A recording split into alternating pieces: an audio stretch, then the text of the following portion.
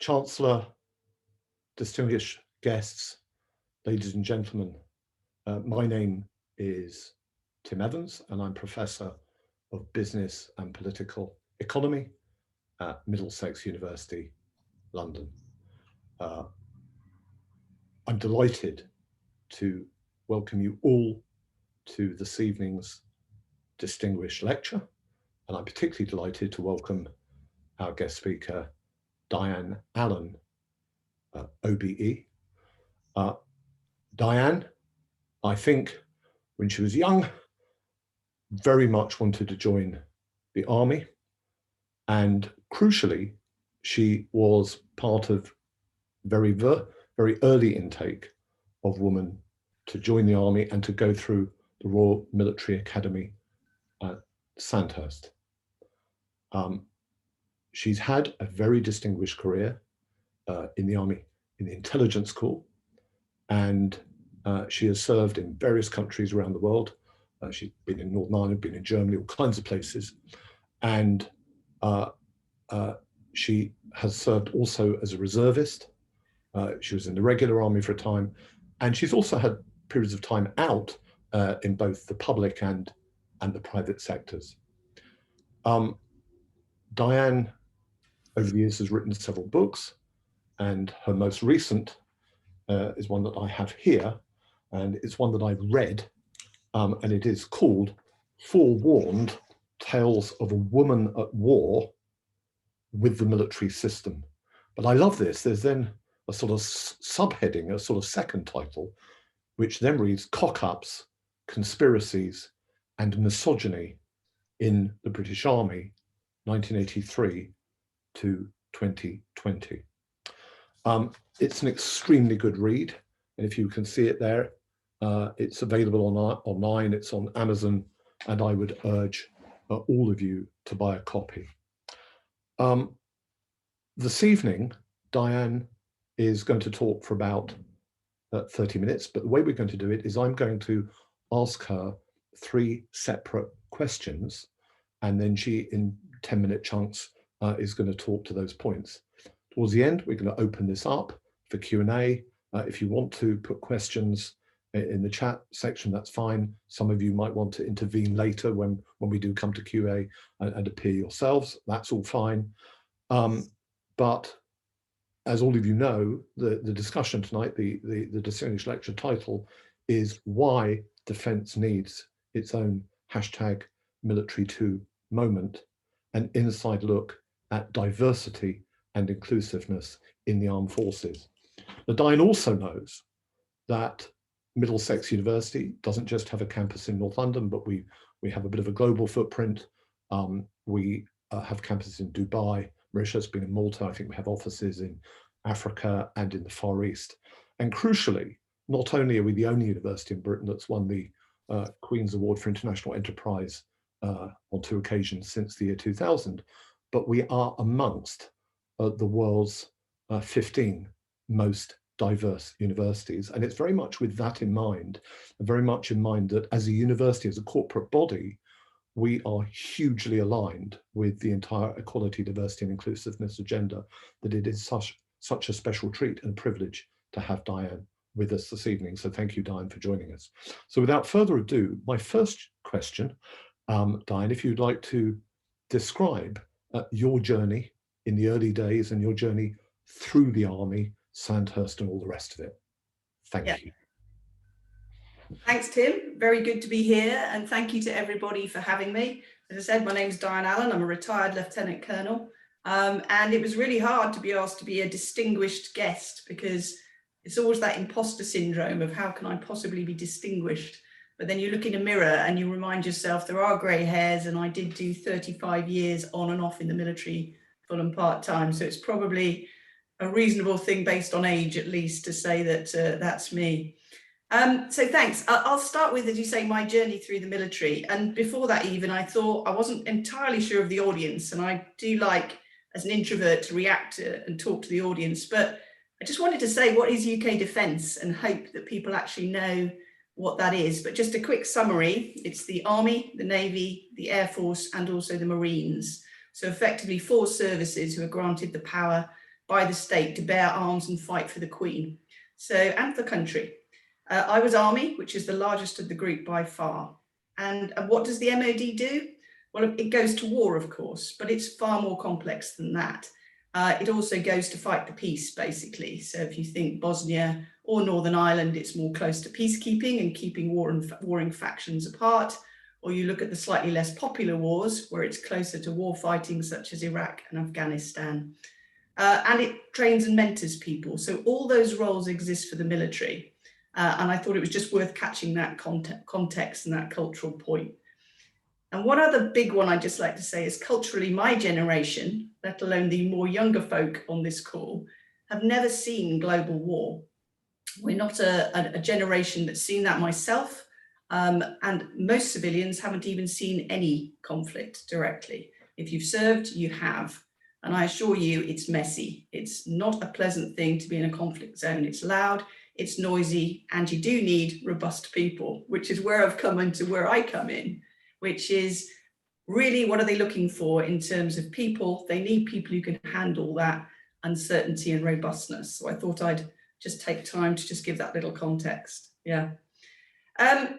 But it was different times when I joined. I've already said I'm 35 years service. So that means I joined in 1983, 1984. And society at the time, for those who didn't know, for the military, that meant that women compulsorily left on pregnancy, and they could leave optionally on marriage. And mostly they were part of a divided corps structure. So they were the Women's Royal Army Corps, or the equivalent in the Air Force and the Navy, and the Marines didn't have any equivalent. If you watch TV of the time, you get a sense of that difference. So getting patted on the bum, to put it bluntly, was completely normal in those times. It was just normalized. Getting patted on the head was quite normal too, in a sort of there fashion.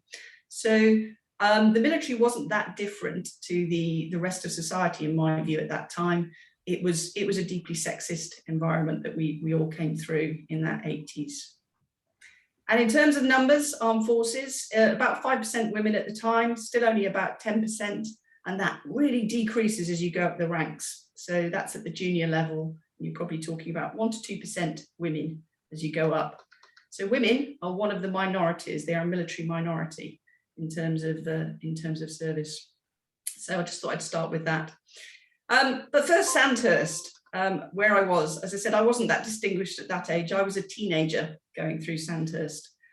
So why did I join? Well, as you say, some of you might be thinking of joining.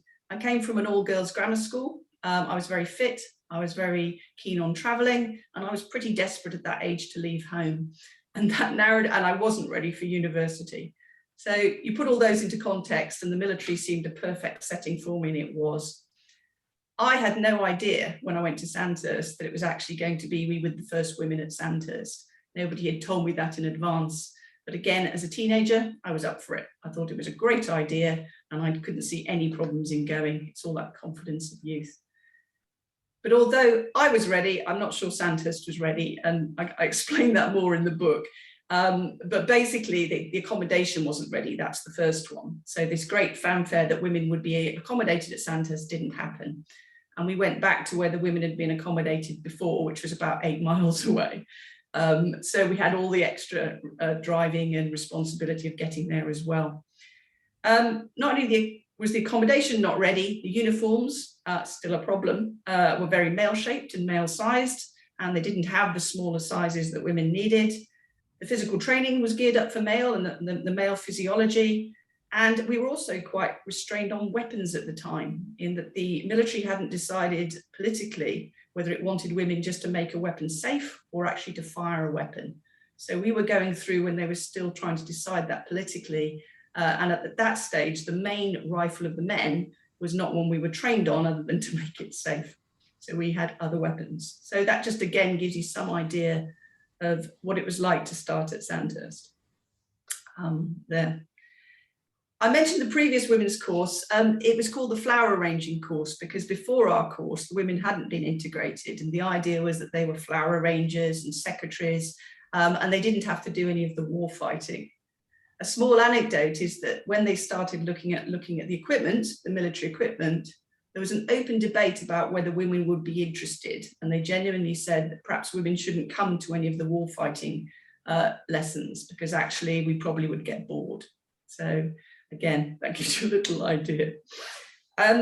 Personally, though, I absolutely adored Sandhurst. It was everything I wanted the military to be. It was very exciting. It was physical. There were lots of challenges, long hours, and I was usually physically at the front of the pack. But a few of the darker sides just worth saying. So all the lectures, there's quite an academic side. It's an academy to Sandhurst, and about a third at the time was academia. It's gone up quite a lot now.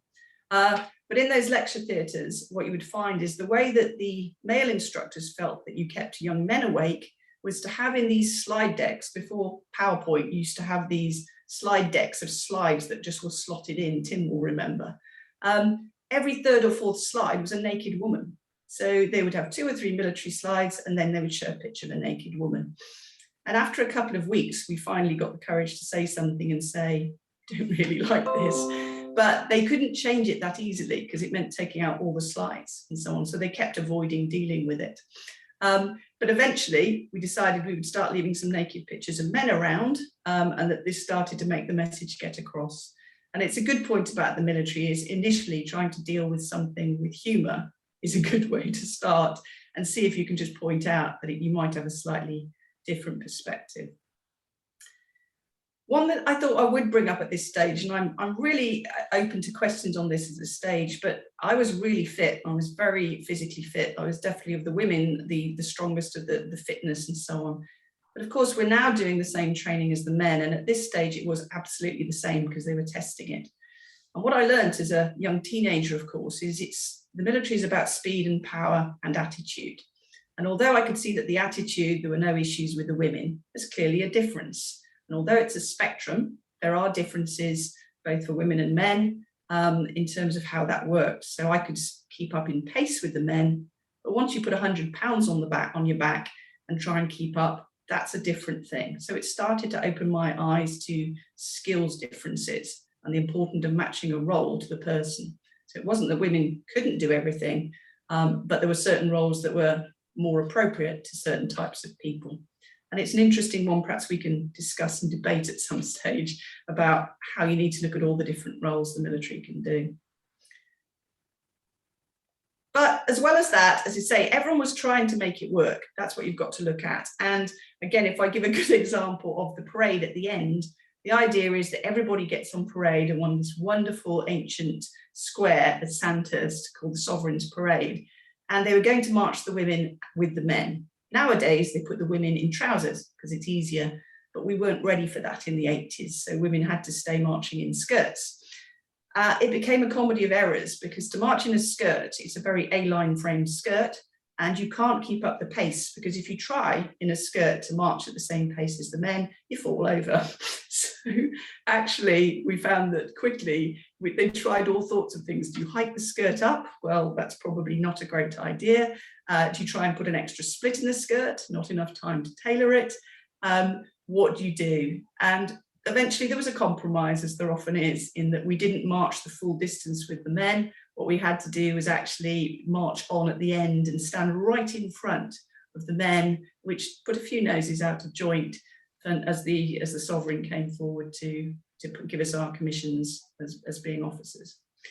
So Sandhurst, as I said, was an absolutely great, no problems at all with Sandhurst. Training really is, I think, a real eye-opener, but I just found I really loved that in terms of that.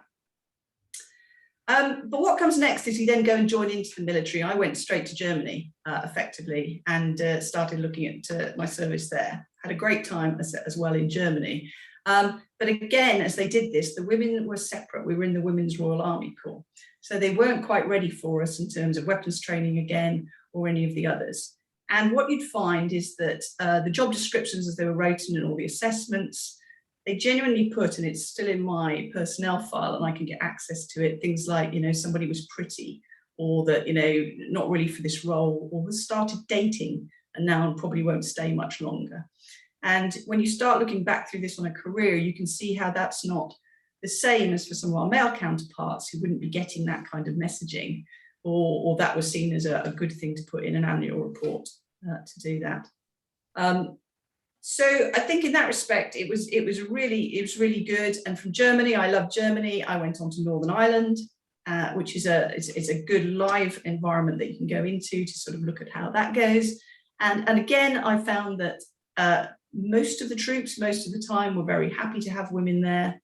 But you would also end up going to some darker pockets. And what I mean by darker pockets is some areas, particularly the ones that were more all male, the infantry as an example, would find it more difficult to actually accommodate women and invite them in. And then you would find almost a gaslighting environment where your skills were just not appreciated to the same level. But again, I loved the military. I thought it was an absolutely a great thing. There was loads of adventure training and there was loads of military adventures to be had in terms of going out on the streets patrolling and also doing roles that only women could do. So one of the roles in Northern Ireland, as an example, is that you had to search, and to search individuals on the streets, women and children could not be searched by men. So I learned quite early that what happens is, to try and avoid these searches, some of the locals would put things like razor blades under their collars. So when you search through the collars to see if anything's there, you'll find a razor blade, or there'll be drawing pins in pockets if you try and search it. So learning the skills of how to deal with that and the roles that women were starting to be allowed to do was really quite exciting. So in terms of early career, I would say that was it. But I left after only 5 years, and that was really because quite early on, I just didn't feel the opportunities were there for women, and the military wasn't quite ready for women. I'd come from an all-girls grammar school where nobody had said you couldn't do anything. So this sense of male primacy, that somehow male thinking, male physicality, male decision-making was all somehow better, was something I struggled with even in the 80s. And I had friends who were working on the outside, and I thought to myself, actually, I think I'm ready to go and look at a different part of the world. And that was my reason for moving on, is I just didn't think the equality and diversity was what I was looking at in my mid-20s. So again, Tim, probably time for a question, but basically that early stage, I moved on and went on then to a civilian world and went part-time as a reservist. Okay, now the journey you describe, you're mapping out now, and the journey that you go on to detail in your book takes you through some extraordinary highs and lows. Yeah. Okay. There is, what I've described in your book is, there's some good, which is great, there's some bad, but there is also some ugly. And that path led you not only through your career, but ultimately it led you to leave the army. And you know, you are a former lieutenant colonel, you retired from the army, you left the army behind you. But one of the things you've gone on to do, and it's, as you know, it's the sort of primary reason why you're such a natural fit for us at Middlesex, is that you've gone on to be heavily involved and in many ways lead an extraordinary campaign. Yeah. And I'd like you not just to detail that campaign, but I'd like to point out to our viewers that when we talk about the armed forces, and when we talk about the army, we're talking, of course, about fabric of the nation stuff. And so if we can win victories in the EDI arena within the military family, then that has enormous emblematic consequences for pretty much every organization in our society. And it also becomes a beacon to the rest of the world. So Diane, could you tell us a little bit about how you came to leave the army and the journey and the campaign that you've sort of been so heavily involved in recently? Sure. And to say that mid-career that I had as a part-timer was pretty impressive. I loved nearly every minute of it as an intelligencer. I can't say too much about what I did, but I think for most, if you're considering a career in that, it is one of the more equal ones, because it's about 50-50 men and women.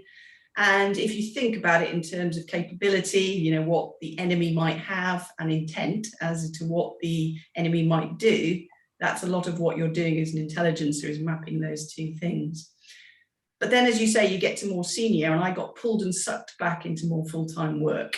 And that's really how I ended up on the campaign, is by going back in almost full-time in this sort of, now we're in the 2012, 2015. I just didn't think the military had kept up. There was a real sense that it had dropped behind society, and society had moved on quite a long way in equality and diversity. We had a much more diverse population. People were a generation different. They were questioning things and they were moving on. And I just didn't see that in the military, but I was running a big project, so I just pushed on.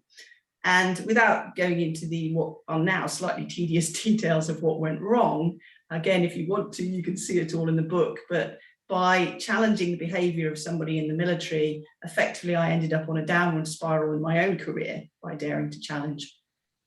And from that, what came was I realized it wasn't just me. Initially, of course, you always take these things personally. You always think it's about you and somehow that something's gone wrong.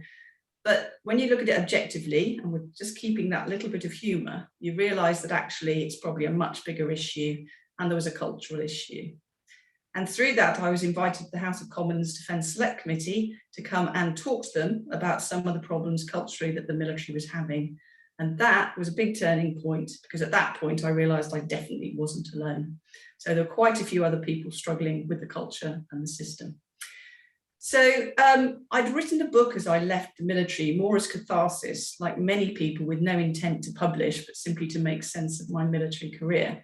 But at the end of it, I realized that actually it could be a call to arms. This was also in the time of the Harvey Weinstein movement, etc. And a lot of women and other military minorities, so LGBT and ethnic minorities, were all talking in private chat rooms of things that weren't working out. And a group of us in sort of senior leadership, or what for the military is mid leadership as a lieutenant colonel, decided we didn't think we were living up to our values and standards. So we agreed that I would effectively publish the book as a call to arms and start to understand the extent of the problem, because the military leadership was saying there wasn't a problem anymore, and we disagreed. So I did. So effectively, I published the book. I was lucky enough that Sky News, in the format of Deborah Haynes, picked it up, and an interview was held. And that interview created the cascade that, even though I'd wanted it, I wasn't quite prepared for. And this is often the be careful what you wish for. So effectively, almost over 24 hours, I put up a website with you can contact me if you like and tell me your stories. In one night, I got 150 stories came through. And they came through like a ticker tape. My partner and I were sitting there in the evening after it and just watching these stories come in, to the point he works in IT security. He said, there's a GDPR issue developing here. We need to actually put these all somewhere. And I, in my naivety, said, I'd better answer them all first. And he said, you can't. So we had to put an automatic message and start to contact it. But a serious point, those messages that came in were everything from just a me too and please go on with this. This is a real problem. The problem is rife. Right the way through to people putting heartfelt stories that went on for pages of rape, sexual assault, photos being shared around, everything in terms of the depth. And for me, reading this, there were many thoughts going through my head. One is look at the volume. 2 is look at the seriousness. Many of these cross a criminal threshold. And 3 is I need help. So effectively what I had to do is I made some very quick phone calls the next day to 4 or 5 key areas, which I think are absolutely essential. One was to a military counsellor, a wonderful organisation called Saluta, and they run counselling specifically for women. There is a male equivalent. There was the Centre for Military Justice, which is run by an excellent lady called Emma Norton, and she became quick legal counsel to me in terms of that side of it. And also I came across a slightly odd group called Justice for Troops under a chap called Graham House, who was a former military officer, who was helping people manage their cases and their case stories. And that little group sort of went forward in terms of deciding what we would do with this campaign. And what we would do, we knew there was a problem now, but we had to work out what to do it. And that probably, Tim, brings me to my most important bit here is I also realised I needed top cover. Almost immediately, and as expected, some of the military hierarchy started to reach out to me, not in a particularly positive way, and start to just gently put pressure on to back off effectively. But you know me, Tim, that's not something that's likely to happen immediately. So, but what it did make me realise is I needed some top cover. So having a network is critical. I spoke to a friend who runs a former military in the MPs group, and he put me directly in touch with Sarah Atherton MP. Now, Sarah is a former military person herself, and I showed her some of these stories with consent, and she was horrified that this was still going on, and I showed her some of the most current ones that were still going on. And she agreed to take it forward, to actually look to ask for an inquiry in the House. And I have to give her for tenacity. She had to lift the gagging order, which is what all military are not able to speak up without permission from the military. And she was able to lift the gagging order directly from the Secretary of State for Defence and allow women to take part. And in December 2020, she was able to launch the inquiry and basically look at what was the lived experiences of women in there. That ran for 4 months. That included me and many others giving live testimony to the House. And it also led to us working with both the House of Commons and the House of Lords to try and look at legislative change as we moved forward.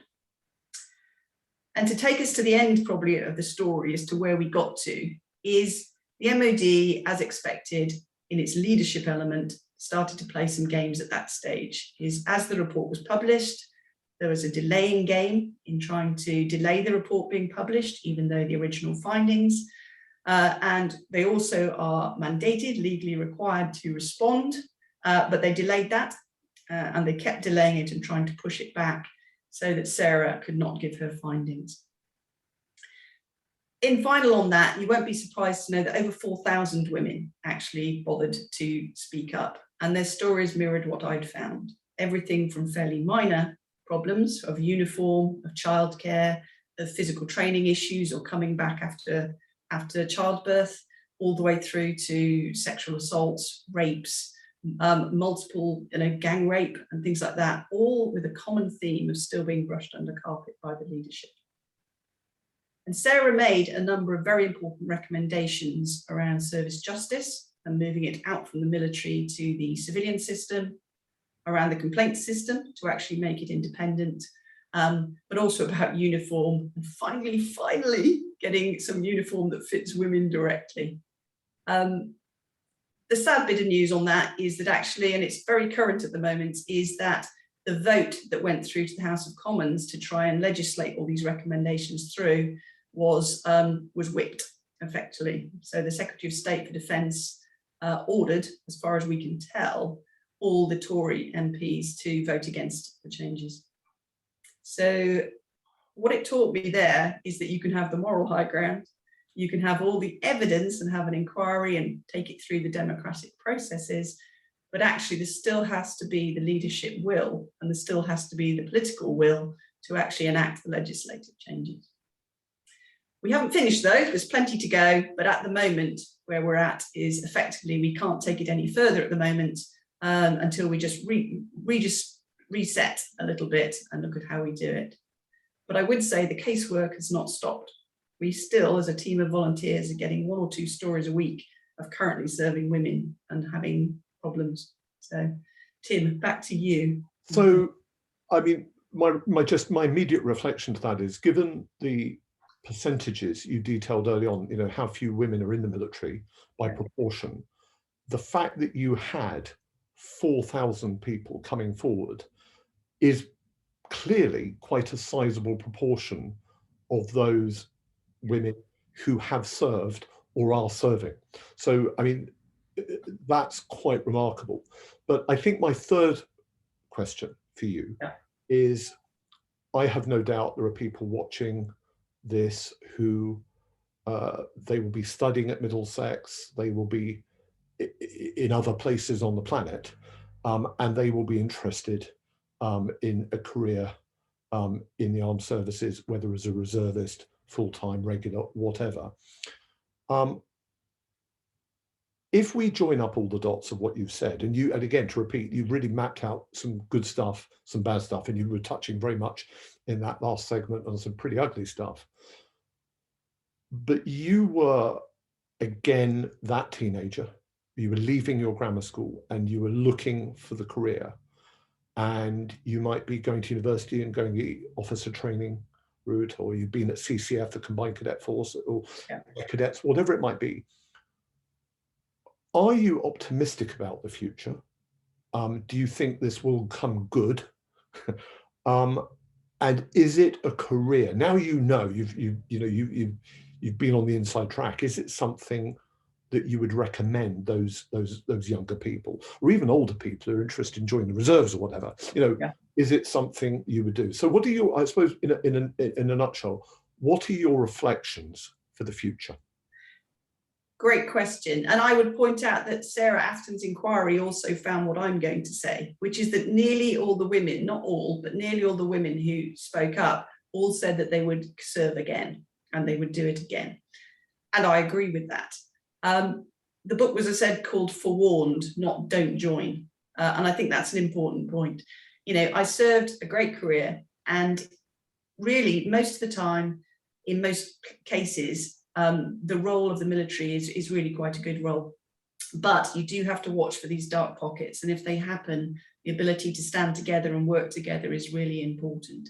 So absolutely, I'd serve again. I would definitely recommend a number of years. 4 to 6 years is the commonest amount of time. Would I recommend a full career? 2 or 3 years ago, I think the answer would have been no.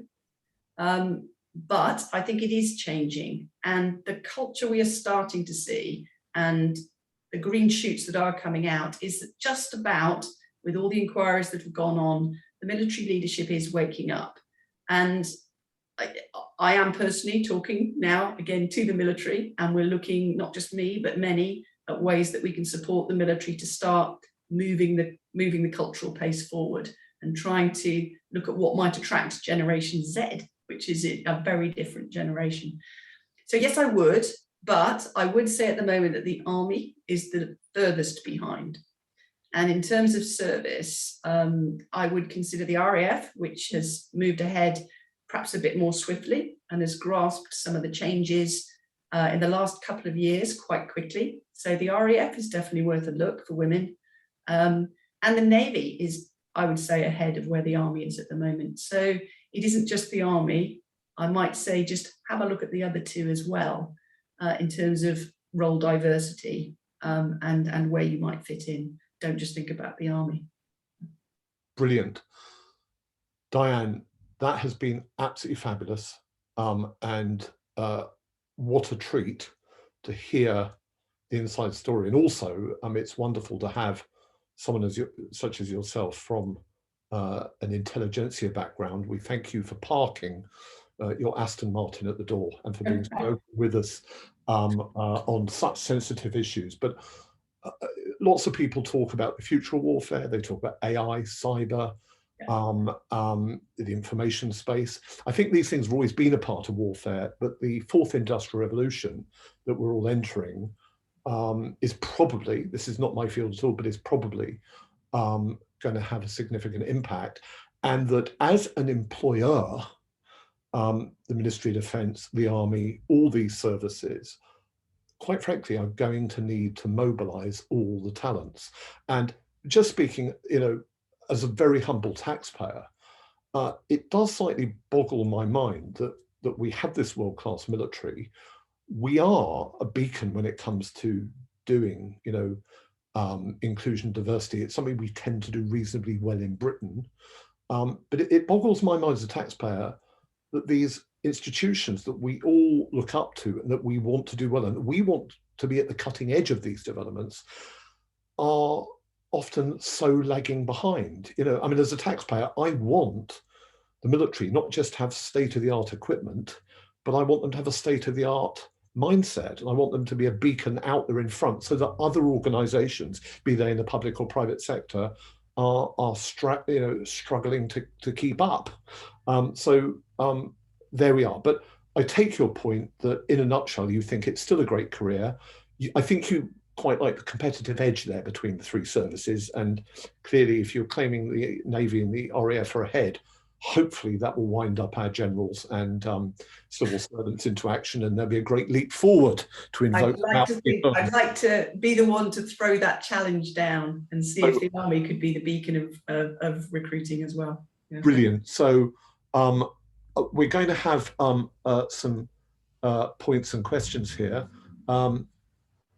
Noreen Cesario said, it is sad that the recommendations have not been put through. What are the next steps now to push these through? And I know Noreen, she's a consultant, she's a huge friend of Middlesex University. She's also someone who's a huge campaigner, both in Parliament and across industry, on the diversity issues. So I know she has a particular, interest and passion for this subject. So yeah, great question. So we took the campaign as far as inquiry, and we've been working this last month on those new steps to take forward. But I can give I can't perhaps give some of the details, but I can give you the general things. So we are working with the House of Lords, with a group in the House of Lords, to make sure we provide them with the evidence. And you may have noticed in the House of Lords that they were a group who batted back the legislation and said, no, take another look.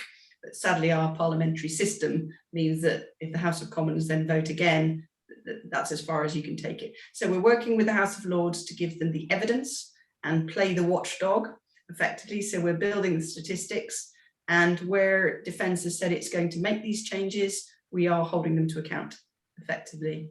And also in terms of, you mentioned the competitive edge, we're looking at the moment, because of the way the political landscape is right now, at working with some of the opposition parties to look at how we can talk to them. So the SNP, the Labour Party, are particularly keen to look at their own defence policies and how we can do it. So we are now playing that of looking at various different angles in the House of Commons at how we can actually provide the evidence, but also help provide the narrative of what a defence skill set might look like.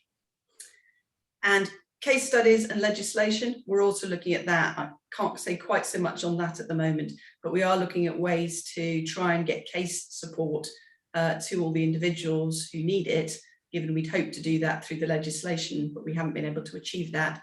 And there's a lot of people suffering right now, and trying to give them the help they need is one that's quite important to us.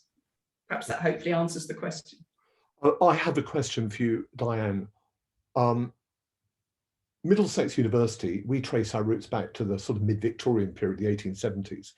And one of the things that runs through our DNA is we're a disruptive institution. I don't mean that in a bad or anarchic sense. That would not be wise to do that in front of a lieutenant colonel retired, but in a really good progressive and modernizing sense. We as an institution have always been at the cutting edge. What role can we as a university, but also other partners we have and other people like us in civil society, what role can we play to support the sort of progress that you represent? Great, and we talked about this a little bit the other day. I think it's critical. I mentioned that the military can't speak up for themselves. There are many, many good people serving who are keen to clear the dead wood around them and would like to, but they can't speak up. So the ability to have good people and good universities who are willing to speak up on their behalf and show an interest in defence, that raises the bar, and then the politicians are more likely to show interest. If we engage with MPs, if we engage with the House of Lords, the House of Commons, it moves it up a notch as an area that's of interest, and they are less likely to ignore the problem. So I think that would be my biggest ask, is to engage, to understand, to message out on social media, but also to show it's important that to get a good, highly skilled defence force, we need to really look at filling all the skills roles. And that means engaging with women, men, etc. Yeah. Well, I can assure you, we as a university, being again a London university, we have quite an impressive, what I would call, network of voices, of opinion formers There are many people in the House of Commons, House of Lords who have spoken at lectures, at dinners, all kinds of events over the years. And they span all the different political parties and stripes. But one unifying factor is, I know that all of them, to a man and a woman, etc., would stand four square with you. So at some point, I'd be more than happy to make the network that we have available to you so that you could brief them.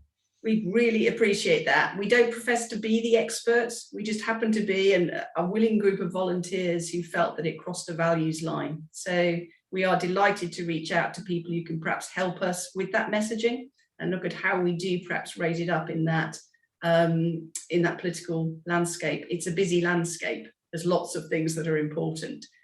How do I make it higher up in the agenda that this matters enough to move the legislation process forward? I'd love to ask that question to you. As someone who's been an army officer for so many years, had such an extraordinary career, do you think that there's anything about the changing nature of warfare in the future that means that there are real, serious sort of national security reasons to make it imperative for a much more diverse talent pool? And I don't mean it from a political point of view, I don't mean it from a fairness and equality point of view, I mean it for protecting our freedoms, our rule of law, our justice, for what we are as a country. Yes, I do. And I think because all of this is not just about whether or not it was a problem for women or a problem for ethnic minorities, it's about morale when it comes down to it. If you don't look after the people are always the most important in an organization. But if their morale is suffering because what they see is the leadership ignoring problems, you just don't get the best out of people. And the best cohort don't stay. The best cohort leave and do other things, and you get left with what the military calls it the frozen middle. A group of individuals not willing to speak up, not willing to take the initiative, and who will sit quietly and watch all sorts of nasty things happening rather than risk a career. Those aren't the people you want defending your country. That's the key. And the second point is just that you're right, the roles are varying. There will always be a need in warfare for boots on the ground, for physical, strong characters of any sexual orientation, it doesn't matter, but there will always be a need for strength and power on the battlefield. But there's an awful lot of roles that now can be done from the UK, so what's called reach back. There are also lots of roles that can be done that don't require physical strength, but do require mental resilience. And that's broadening out as we go through the cyber domain and through the space domain now. And look at that, there's a much broader role that, plus on the social media side, looking at how we influence. So for all those reasons, I think we need to be aware of how this is affecting morale. Get this wrong, and the wrong people leave. And also we have to take the time to have a discussion about the roles that are needed and get away from the old archaic view that the only skills that the army needs particularly are just combat skills. One question I've received here is, could you please talk, broaden out EDI, and could you please talk further to issues of class and race? Yeah, a little bit, but again, although I have engaged on ethnic and race issues, it's not my lived experience, and therefore I've learned this over the years that I have to understand that. But class, I do know a little bit about, and it's something I raised before, is that the military up till now, and this was raised in quite a few other inquiries, not just the Sarah Atherton inquiry, has been class-led. And that means specifically public school white boys. And this was one of the areas which indeed I was called out by the military for stating just that I thought that we had too narrow a pool of thinking, and it wasn't leading us in the right direction. And that was one of the reasons I had to resign, because I intended to say that, and I've said it quite a few times now. And our new Chief of Defence Staff, Admiral Radakin, has made a big point about the fact that he is not from that background. He is actually a grammar school, and he came through the ranks. He came through as a a sailor first and then has moved on. So he is a deliberate break by the military in saying that we are culturally trying to broaden the base a little bit. I think there's a long way to go, and class is still an issue. We still don't reward, we still have too much of a split in the officer and the soldier class, so the commissioned and the non-commissioned, and we don't reward the technical and trade skills of the non-commissioned class in the same way. So there's a split there that probably needs a conversation. But we also, at the moment, still have a significant problem that too many of those who promote easily are coming from a specific background, a very narrow cohort of public school, and we haven't managed to get rid of that. So I do think that's one of the cultural areas that is still holding the military back. Another question I've received is the military struggling to recruit? And if they are, do they know how to engage Generation Z? Great question. So again, it's public, and I've not served, so I don't have the absolute statistics, but I've been out for a couple of years, so I'm speaking about what's publicly available in terms of information. Yes, they're struggling to recruit. They are struggling to recruit the diverse backgrounds, so some areas they're recruiting more easily than others, but they are definitely struggling to recruit. And interestingly, one of the campaigns that might be best known, the Snowflake campaign, which was designed specifically to appeal to the academic research on what Generation Z is, was the most successful campaign for many years. Why? Because it talked to them. It actually pointed out that it was trying to resonate and actually engage with the generation that it hadn't up till then engaged with. So I would make that point that it is struggling, but it is trying to address this, and it is trying to improve. But you can never ask that question without also looking at retention. It's the sieve. You can't, if you pour water into a sieve and it's coming out the other end, recruitment becomes irrelevant.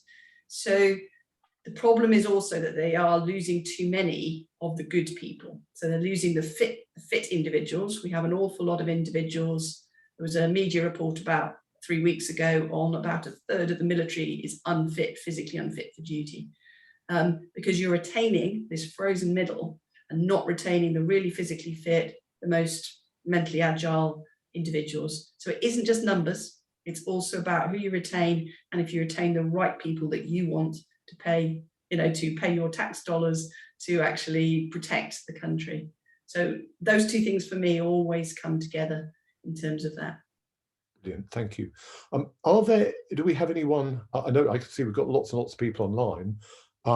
Does anyone want to speak and ask a question directly? And if you do, I just remind you, because it's an error I make almost every day, do take yourself off mute. I'd hate to think there are people out there who are wanting to ask a question. If anybody would like to do so, then please just pop that in the chat and I'll enable that. But Tim, would you have a question from Noreen in the Q&A section as well?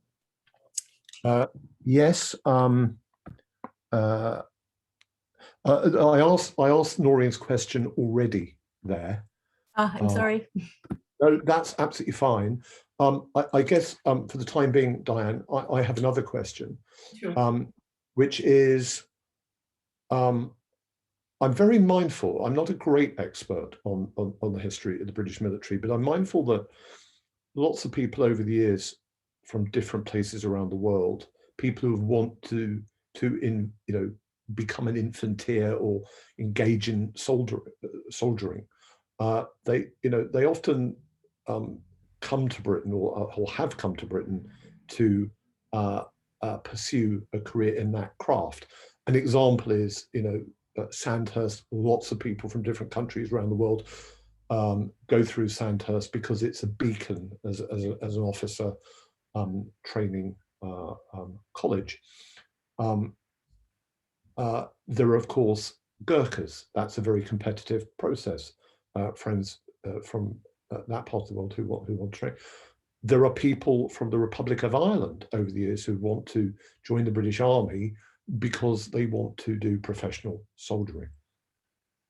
Do you think in the 21st century, in this world of globalization and whizzy tech, that our armed forces might be able to overcome some of the challenges they face in terms of recruitment and retention by almost adapting what you might loosely call a visa scheme. You know, I mean, in the university sector in Britain, Yeah. we're incredibly successful. At Middlesex, we're phenomenally successful at attracting students and talent and then unleashing people into the world from all around the world. Do you think there might be forms of service that could operate in those ways? So I do, is the short answer. But it is never helped by the narrative. And although I'm not an expert on this, when you set yourself up as a defence watchdog, it's amazing how many subjects you quickly need to learn about. So it's actually Johnny Mercer leading on the Commonwealth issue at the moment and on the issues of Commonwealth soldiers who, even though they've served, do not necessarily get an automatic right of residence at the end of their service. And one of the issues is, well, they probably should. And certainly I personally would sit in that camp that if you've served the UK as a country, we have a moral obligation to then have an offer, an attraction that would include that, you know, serve a certain amount of time and you would be able to stay in the country. So we shoot ourselves in the foot. The cost of this, as I understand it, is relatively small. And yet the Ministry of Defence, my understanding, and it's not my pet subject, but I understand it, has dug their heels in and said they absolutely won't do it. So that is one of the campaign threads going on at the moment, not my lead, but we're watching it, is that we're shooting ourselves in the foot if we don't, because the message goes out on social media that you can serve in the British Armed Forces, but we'll then just not look after you when you leave. Yeah. No return afterwards of service. So I think we've got to fix that narrative first before we address the issue of whether or not we want to bring in Gurkhas, who are the most, you know, very successful as a concept. And I believe I just read that they've had a woman Gurkha go through now, but a very successful fighting force. And also, I said, the Commonwealth soldier, who is also usually seen as a pretty strong member of the armed forces and does usually a great job. Okay. One of the golden threads of your talk, I think, is that you were in very early on this journey. A lot of ground has been taken. There is actually a lot of good news, but there's a long way to go. Okay. So licking the pencil or putting the finger up in the air.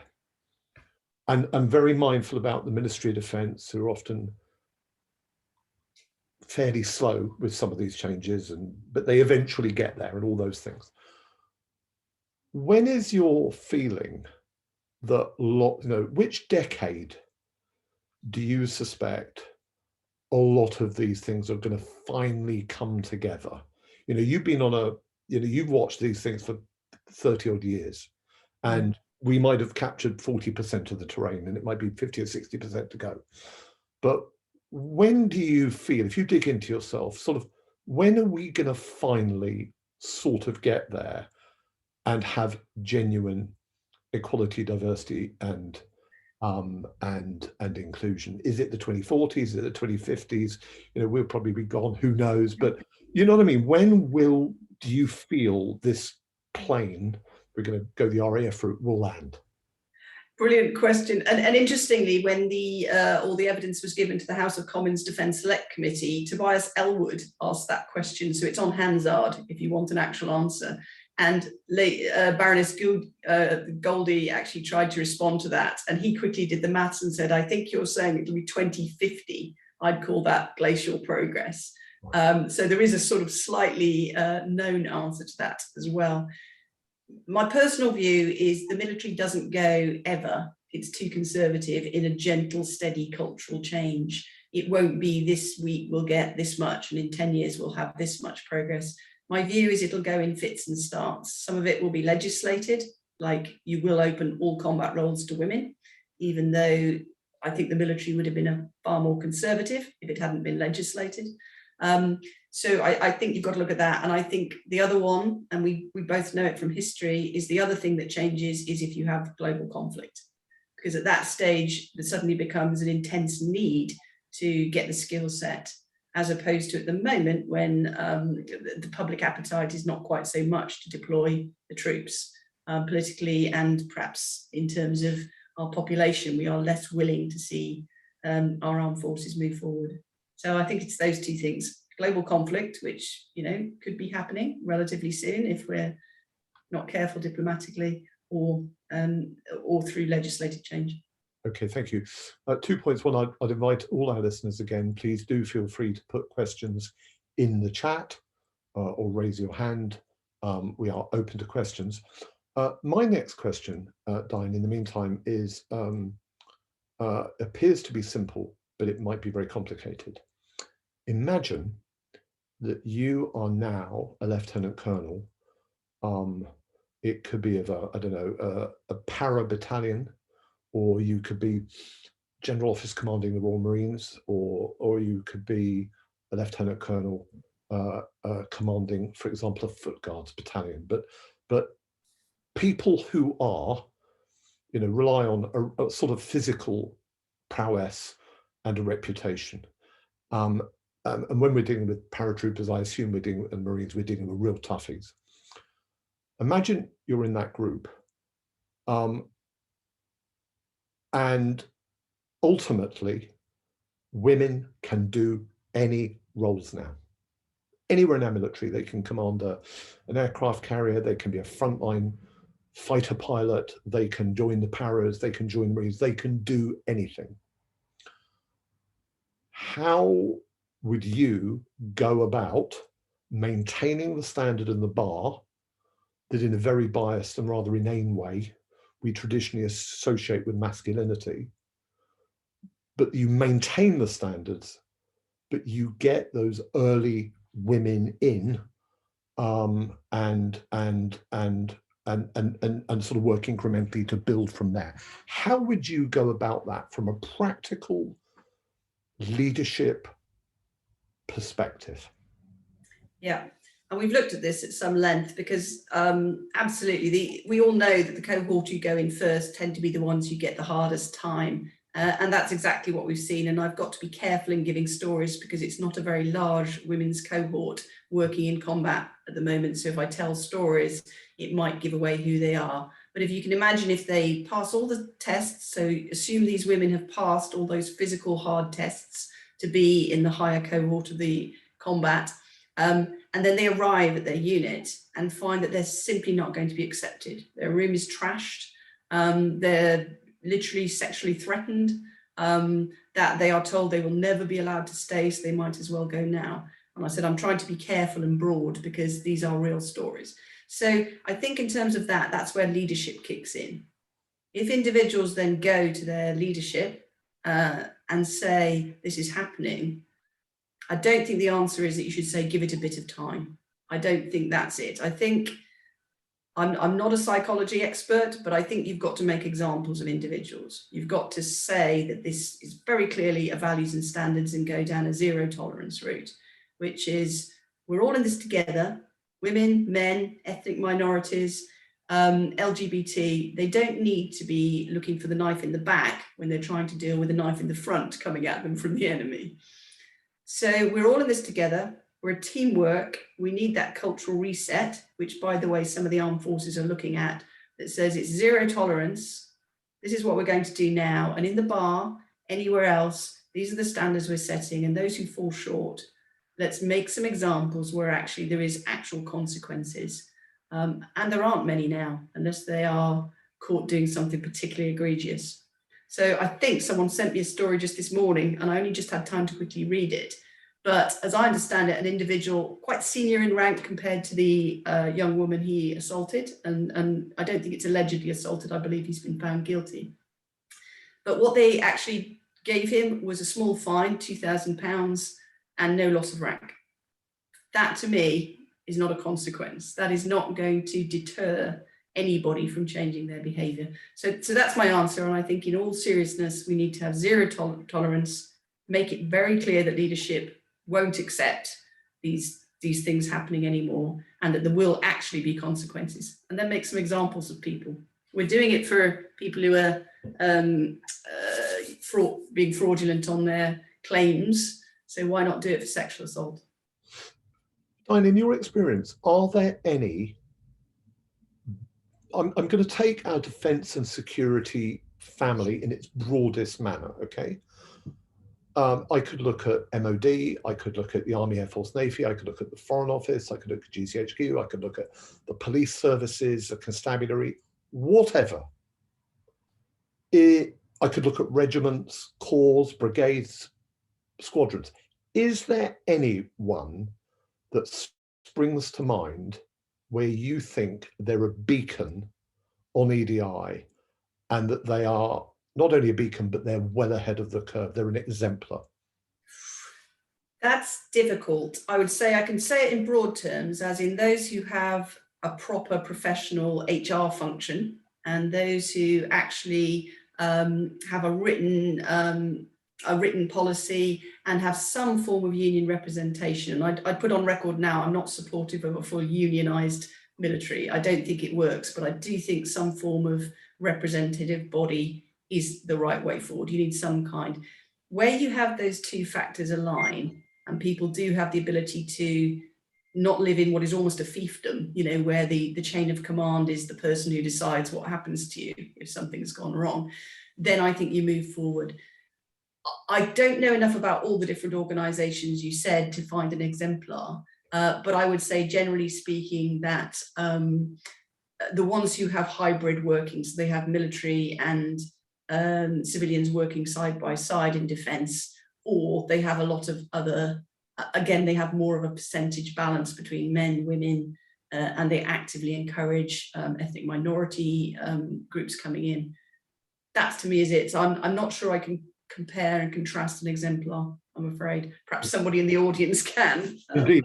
Now, I'm mindful, I have a question from Anne Elliott, who's in our sports department. The only thing is Anne sent me a message that she put the question in. Anne, I know you're listening. I can't find it. It's not on my chat screen, or I'm being silly, which is, as you probably know, all of you, it's eminently possible. Tim, can I help? Yes. Anne's asked, how do you think the general public perceives and understands this, and how important is this general opinion to change? Yeah, I'll have a go if you like.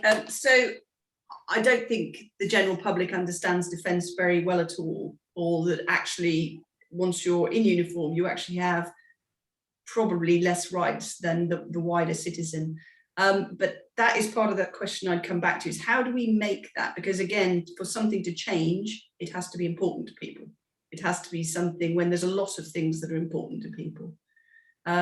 So no, I don't think the public is particularly aware, and I don't think we're getting the narrative there, or that we've won that public argument. So, and I think we need to do that in order to start them to realise that defence is struggling culturally in some corners and needs this to be important to the public as well as to the serving individuals and the veterans who are also perhaps feeling that they are not quite as well looked after. Brilliant. I think we've got a hand from a Robin Blythe. I think Robin's got a question. Robin, can we hear you, or Christiana, can you help me? Robin, I've invited you to audio, thank you. Hello, can you hear me now? Hi, Robin. We can. Hello. Very interesting talk. And I can see the changes. For example, I am in training currently myself, and I can see these changes occurring. But what do you think the military ultimately, almost tangibly, should look like? And do you think a Canadian model of recruitment, where they make it quite a priority to have certain people join over maybe others, is that necessary, or would that be a setback? And how can we get to this end goal without making people feel resentful, making people feel that there's a two-tier system, and that cohesion, which is vital throughout the military, could be lost or could be put at odds? Yeah, really important question. I'm against proportionate representation. I don't think women want that. I don't think a lot of people want it. And I think it's divisive, and it does create too much resentment. Some of the standards that were introduced in the 90s were perceived, whether it's true or not, to lower the standards in order to let women in. Whether that's true or not is that was the perception across the piece. What I am for, big time, is for very clearly defining what roles we need in the current military and also the future military, because you have to look 5 to 10 years ahead, and setting the talent bar really clearly.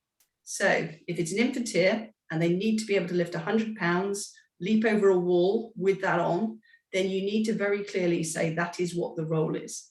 And that means if you can't meet that standard, that actually you shouldn't have that role. Not just meet it on day 1 when you're in training or you're at Sandhurst, but that you can meet it on day 5 and year 5, and that you can keep up that standard whilst you do it. So for me, it's very much about setting the bar very clearly, and then let's compete. I am fundamentally a happy competitor. And if you tell me that to have that role that I might aspire to, that I've got to be able to do 50 press-ups, and I've got to be able to shoot this way, and I've got to do that, I'll compete. And I'd much rather compete and set the standard for that role than to in any way drop it. And I'd counter that just by saying that should we do that, we might find, because we talked about fitness, that we lose quite a large proportion of who we've got already. Because I would argue that there are quite a few men as well at the moment who can't meet the standard of the unit they're in. Brilliant answer there. Diane, could you talk perhaps in a slightly more rounded way about friends in right across the LGBTQ community? You won't know this in a reason, but when I was born in the mid-60s, my parents were fairly bohemian. My mother insisted I had a gay godfather, just in case. When I think about that now, that was 2 years before the changes to 1967 Matrimonial Causes Act. I think, again, we as a university in London are very progressive at the cutting edge. But I think lots of our students, lots of my colleagues at the university will think of the military in a fairly prejudiced way as being very much behind the curve, not just on race and class, but these other issues. And I think there's been some good news in the military and some progress there, but no doubt there's a long way to go. So could you perhaps tease that out a little bit and fill it out a bit for us? Yeah, happy to. And again, remember, I joined in the 80s when it was illegal to have any LGBT. They were effectively witch hunted out, and it was pretty unpleasant. I wrote one story where, as a very young officer, I was only 19, I was required to sit in on a military police inquiry to force 2 young lesbian women to explain their relationship. And once they did, effectively, they signed that as a confession and were discharged. And it was one of the first times that I felt fundamentally my values disagreed, even though I wasn't from the LGBT community. These were both good soldiers who I knew, and I couldn't see why we were doing this, but it was the law at the time, and that was the difficulty. Fast forward now, and as you say, there has been some good news, but because it's not my lived experience, I've worked with a group called Fighting with Pride, who, if you don't know them, they are the ones leading the current campaign, both for restorative justice for that cohort who were witch hunted out, lost pensions, lost their sense of purpose and belonging, many who had mental health problems by what happened, etc.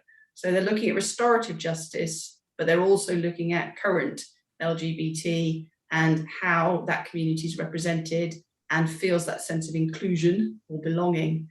So there's a lot of good work. I would say they're ahead of us in terms of the women's campaign in looking at both restorative justice and also looking at how they are included. And there is a lot of good policy on LGBT about inclusion and diversity. But I think in those dark pockets again, and I can't speak entirely, Craig Jones, probably who leads Fighting with Pride, might want to answer that question. But I still think in those dark pockets, there is a degree of bigotry out there that probably is not fully inclusive. The reason I asked my question is because one of our speakers only a few months ago, doing a distinguished lecture, and someone who's a very good friend of Middlesex University, is Baroness Ruth Hunt, who's the former chief executive of Stonewall. Yeah. And she started her lecture talking about her journey. And she said that when she was young, what she really wanted to do was to join the British Army. But because it was not available to her, it was not open to friends from that LGBTQ community, she went a different path. Yeah. And when you look at so many people in that community and what they've gone on to achieve in so many fields, be it public sector, private sector, entrepreneurship, civil society. You just reflect for a second on the loss of talent, over, our last 30, 35 years. Again, from a taxpayer point of view, it is mind-boggling. Well, you talked about bringing in people from the Commonwealth or other countries and so on. Part of me, when you were asking that question, thought, well, we've got so much talent in this country. Let's not exclude before we need to go further afield.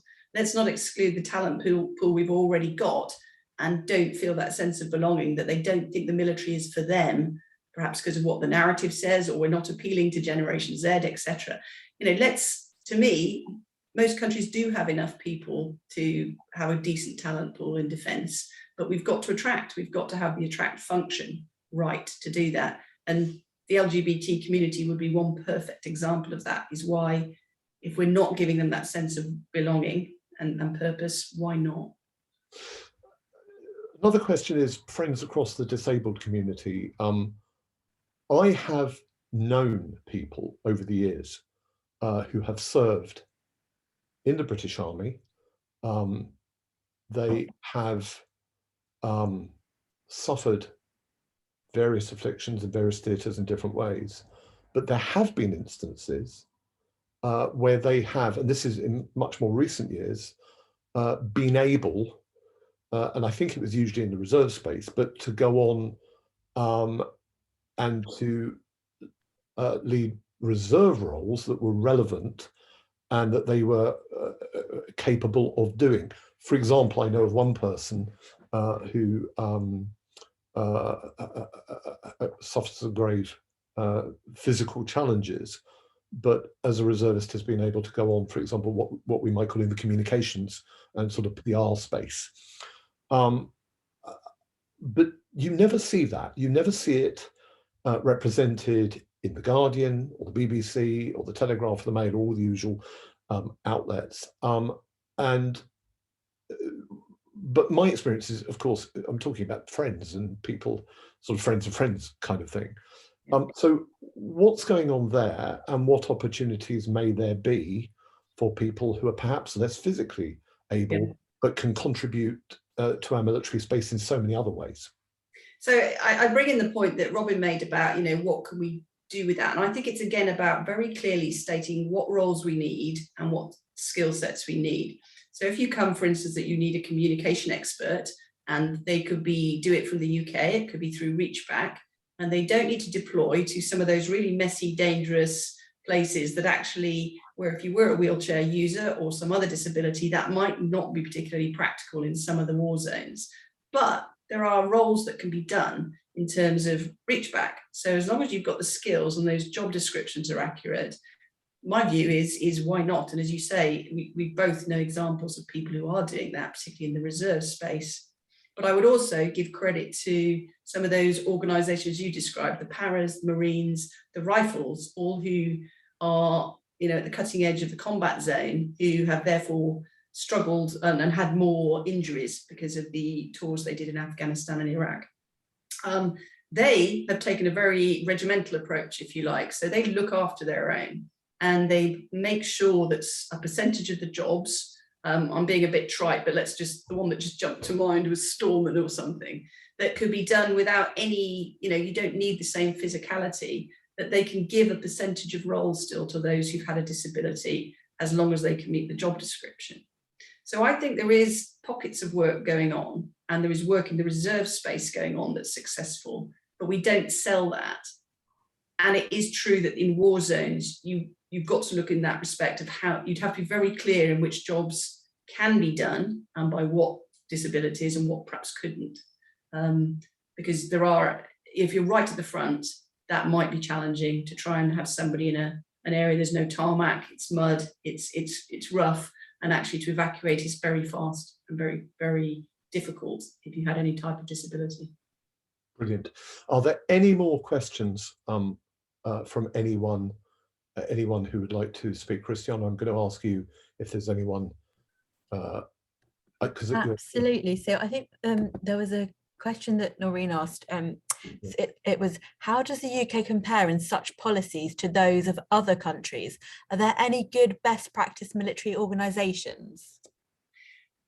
Really good question. So most of the Western militaries, and they're the ones I'd compare, are struggling with this at the moment. It is not a problem just for the UK in terms of trying to culturally move on and do it. Ireland, for instance, is just going through its own Women of Honour campaign, worth a look, in that they've picked up some fairly nasty cases, and they're currently talking to politicians about how they manage that. And America's just had quite a few, and it's moved quite strongly, and some of its policy is worth looking at. It's started to legislate that leaders are required and will be held responsible, comes back to that responsibility, that if they don't act when a story is brought to them, so let's say an allegation of criminality, if a leader doesn't deal with that, then starting to look at saying, then you will take responsibility for that because you didn't deal with it, and so on. So America is starting to get its head around it, and it's worth looking at it. I think Robin mentioned Canada. Canada's moved forward quite a long way and is worth looking at. And Israel, interestingly, has been doing some good stuff in terms of looking at how you mix the talent pool and looking at what roles suit what type, and trying to define that and move on from its wider cohort into more specialist areas of where people might wish to continue to serve after sort of a national service type role. Those are the ones that jump off the top of my head. There's a very interesting international community on this, led at the moment by Australia, and there's a whole pool of academic research on how the militaries are addressing talent pools at the moment. So if you're interested in that subject, it might be worth tying you up with some of the research, because it's quite a big topic. I don't know if that helps. We have a question from my wonderful Middlesex colleague, Dr. Doreen Wilson. She asks, military leaders have been charged with making equal opportunity and inclusion a priority, but conditioned traditional mindsets do not change overnight. Besides promoting awareness of diversity and the quest for inclusion, how and does the military promote an in-depth understanding of the consequences of direct or indirect discrimination, as there might be an assumption that key military staff should be fully aware, which might not be the case? I have to add, Doreen is brilliant, and she's a real tour de force and an expert and a privilege to work alongside, because she's such an expert on diversity issues. And that is such a brilliant question. If there was a Tim Evans Award. I'm reading it, yeah, and it is a great question. So I agree. So we've engaged, not always directly, but indirectly, with the very senior leadership in the armed forces, and started to try and ask them without any kind of, behind closed doors, so we can understand as well, because I don't genuinely believe that the seniors in there want, these problems to happen. They do want them fixed. Yeah. And summarizing it, probably, there's a lot you say, well, we've written the policy. The policy is good. We've made it clear, and our values and standards are clear that there isn't a problem. Our values and standards say that bigotry, harassment, bullying, discrimination are all not acceptable. But that's not what the lived experience is. And they did move it on. They have a new process called about active bystander, which is, again, a great policy, and on paper is really good. So I don't feel I have all the answers on this, but what I do think is it comes down to leadership. Is you have to see your leaders of all ranks actually doing the doing. They have to set the values and standards themselves, and they have to live by them. And if they do, young soldiers, young airmen and women, they will follow. So for me, it absolutely starts with, you've got to get hold of all your leadership cohort at all levels and make it very clear that this is what the standards are now, and that you won't accept it. And I'm very clearly saying that that's not what's happening at the moment. Is leaders are not, they're turning a blind eye because of risk to careers. That for better or for worse, senior leadership prefers not to see a problem because it's a bit messy. So for me, that's where it has to be. We have to do a cultural reset, and we have to say that policy isn't enough. That's just the words. You've got to have some action. Brilliant. Sheila asks, she says, thank you, Diane, for your advocacy of clear and equal physical and performance standards for the armed services. Do you agree that the public and the political class have more confidence in the military when people are assessed fairly for various roles, regardless of gender? And what can be done to further this goal? That's a really interesting question. It is. And I know, again, there's a lot of policy work being done on that to look at the career management structures and start to make it more, well, not just gender fair, but across the whole spectrum to look at that. But they're starting to try and take out those layers of bigotry, because when you do look at it at the moment in the career management structures, the answer tends to still be, in terms of what they perceive as the best person for the job, is still a public school white boy. And they're the ones getting what's called the golden escalator, which is the quickest ride to the top. So how do you stop that? That I think is a key question.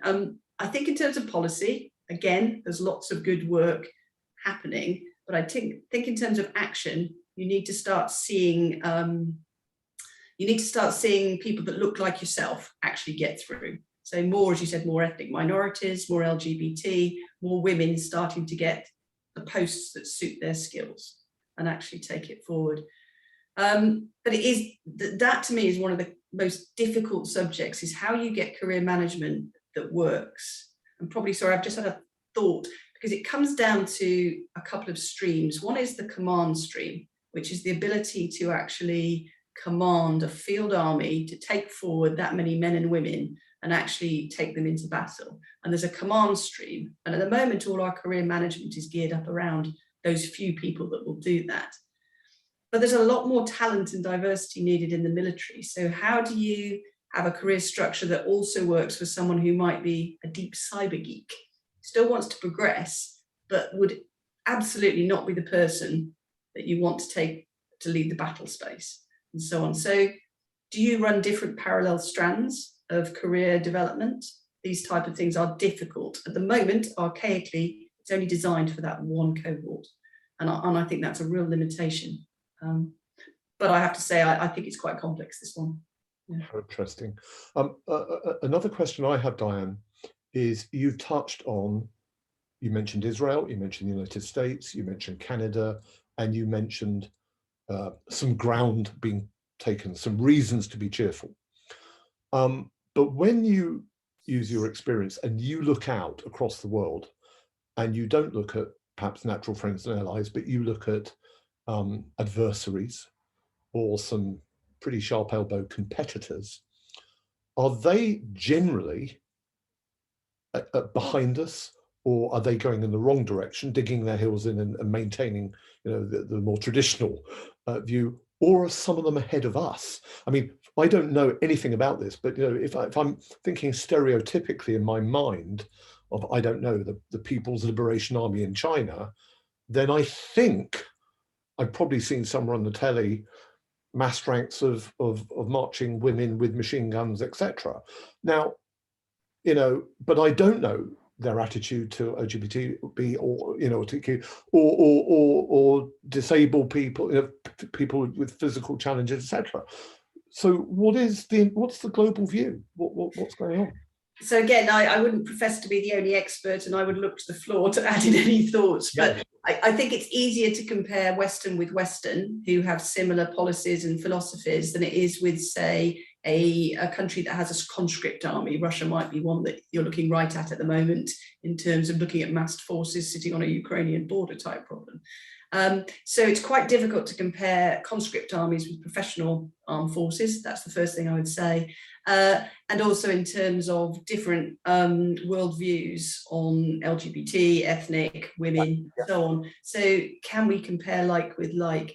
And certainly in this group that I mentioned, which is currently being led by Australia, looking at defence research and who's getting ahead, they did simplify it and made it sort of into the Five Eyes, the sort of Australia, Canada, New Zealand, UK, US, and then extended it to Holland. I'm trying to remember why, but Holland was in the group. So yeah, I don't think it's easy. I think it's an apples and oranges if we're not careful. Okay. And there's too many variables to compare, but I do think we should be looking at where best practice has worked and also where it hasn't. I repeat, I'm not an advocate of proportionate representation. You have to be able to win battles. That's what you want your defence force to do. And to win, you have to be competitive. And to be competitive, you need to make sure you can keep the advantage against other adversaries. So you've got to be very careful in changing things, which is why, to me, defence rightly is conservative, is that when you make changes, they can't be knee-jerk. You need to think it through.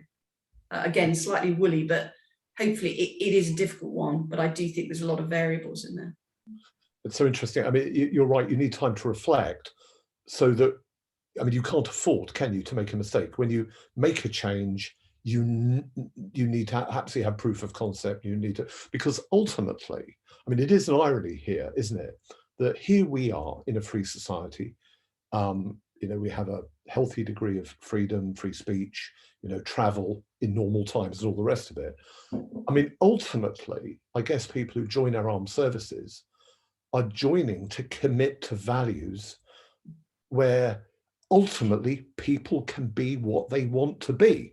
You know, I would imagine if you join the military today and you're defending the society, one of the reasons for joining it is you are joining to defend fairness, freedom, inclusion, diversity. These are the values. But if the institution's actually delivering this defence and this security for these things doesn't itself reflect that, then it's out of kilter, and it's rather odd. That's, for me, the big takeaway from all of this. You know, I agree, and I think it's I think the posh word for it is cognitive dissonance. Is there's a lot of people, when they do become a victim in the military environment, who really struggle with cognitive dissonance. Is that there they are out fighting for Queen and country, and they're trying to protect, say in Afghanistan, the rights of women, or they're trying to they go to Iraq and they're trying to make sure that the children aren't involved in a particular, you know, they try and clear the ground. So you're doing all the things you believe are the values that you've joined for. And then you go home and you're standing in the shower and you find out that somebody has put a camera up and is now passing all the images they've just taken around the entire barracks. And you then report that to your leaders, thinking, well, the values are that the leader will deal with that quickly and swiftly, and there will be justice, and they'll find out who took those photos. And then the leader doesn't. He says, oh, it's not that important, you know, just forget about it and let it go. And one of the threads of the stories that came in under the Sarah Atherton report is this, we called it under cognitive dissonance, which is that the individuals could not quite believe that they were out fighting for Queen and country, upholding these values. And yet in the own barracks in the UK on our own soil, they were expected to just put up, their leadership told them to put up with that.